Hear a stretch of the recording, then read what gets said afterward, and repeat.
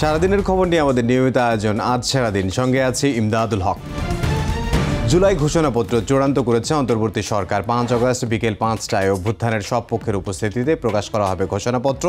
দুপুরে প্রধান উপদেষ্টার কার্যালয়ে জানায় শিগগিরই এই বিষয়ে বিস্তারিত জানানো হবে। তথ্য উপদেষ্টা মাহফুজ আলম জানান, ঐকমত্য হওয়া বিষয়গুলোই থাকছে ঘোষণাপত্রে। ৫ আগস্টের মধ্যে সব দল জুলাই সনদে সই করবেন বলেও আশা প্রকাশ করেন তিনি। নতুন নতুন কমিটি করে সংসদ ও সরকারকে নিয়ন্ত্রণের চেষ্টা চলছে বলে মন্তব্য করেছেন বিএনপির স্থায়ী কমিটির সদস্য আমির খসরু মাহমুদ চৌধুরী।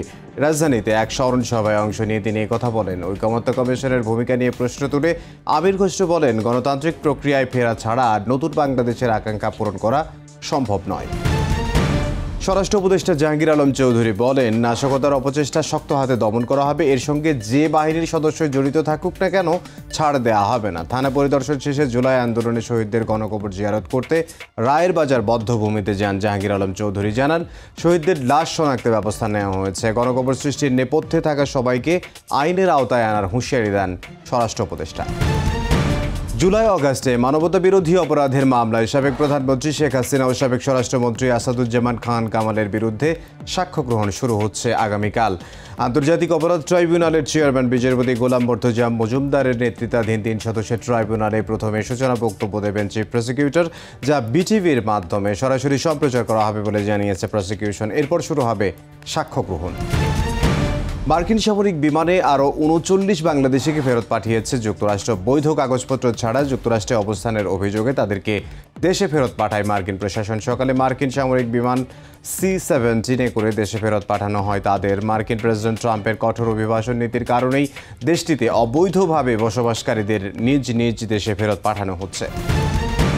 সফলভাবে ওপেন হার্ট সার্জারি সম্পন্ন হয়েছে জামায়াতে ইসলামীর আমির ডক্টর শফিকুর রহমানের। রাজধানীর গুলশানে বেসরকারি হাসপাতালে প্রায় 5.5 ঘন্টা ধরে চলে তার অপারেশন। দেশে জামায়াত আমির অস্ত্রোপচার করানোই চিকিৎসা ব্যবস্থায় সাধারণ মানুষের আস্থা ফিরবে বলে মন্তব্য করেন সংশ্লিষ্টরা।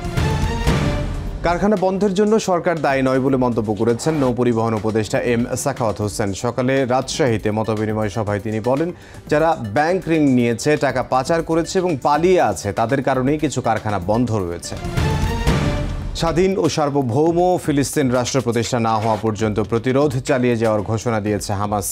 জাতিসংঘের সদর দফতর থেকে অস্ত্র ত্যাগের আহ্বানের জবাবে প্রতিক্রিয়া জানায় সংগঠনটি। এরই মধ্যে দখলদার বাহিনীর হামলায় প্রাণ হারিয়েছেন আরও 82 ফিলিস্তিনি, যাদের মধ্যে 49 জনই নিহত হয়েছেন ত্রাণ নিতে গিয়ে।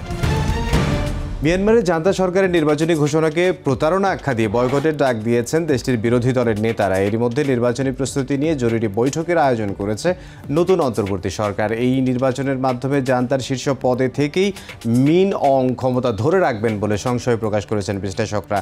মিয়ানমারে গণতন্ত্র পুনরুদ্ধারে নেইপিদো প্রশাসনকে সুষ্ঠু নির্বাচন আয়োজনের আহ্বান জানিয়েছে জাপান। এই ছিল আজ সারাদিনে, দেখা হবে আগামীকাল।